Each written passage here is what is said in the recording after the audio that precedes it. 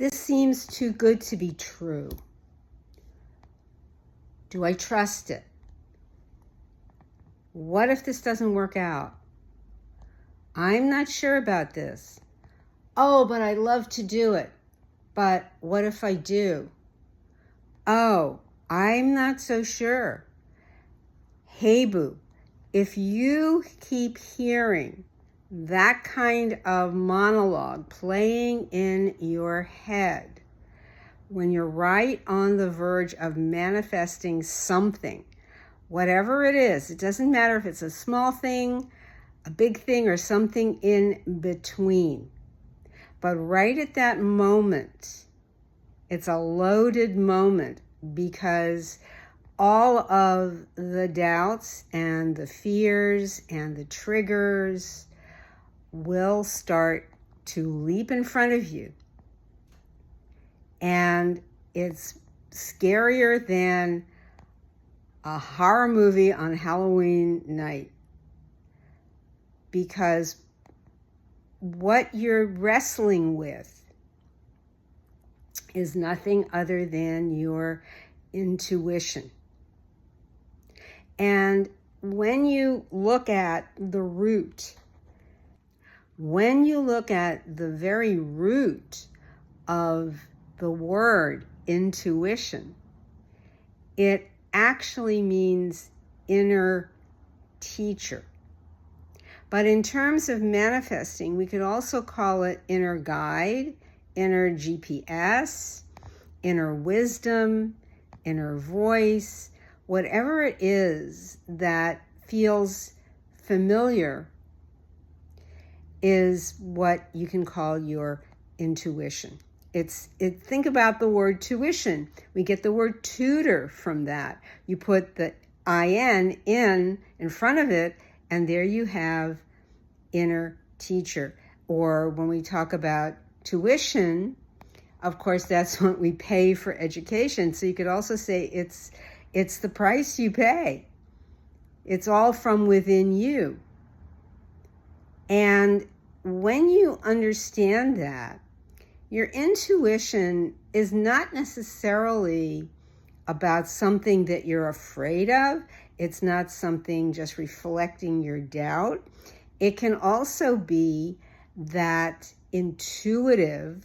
We talk about people who are psychic intuitive, or people who are medical intuitive. A medical intuitive can read someone, read their energy, and they can inwardly sense or pick up the vibe of where that person is holding a symptom or an illness in their body. Often, outside the realm of under the radar of medical testing. They can get to the root of it. Or somebody who is a psychic intuitive, they're reading something in our energy and it's being reflected to them. So in a very general sense, you can look at intuition. You're looking into what's there to see it from a different plane, from a different frequency, and to get a reading. And sometimes, intuitively, for instance, if you're cooking intuitively, and this we might do very naturally. Some people say, I can only cook something good if I'm following a recipe. Now, I like recipes, but I also like to go with something I'm just sensing. Maybe you've had this experience too when you're cooking something. This might sound like, well, you don't normally put garlic in this dish, but let's try it. Or, what about that seasoning? I've never used that seasoning. It's a Middle Eastern seasoning. Let's try that. And something in you has a hunch. It's that inner, that little hunch that's just waiting to be listened to.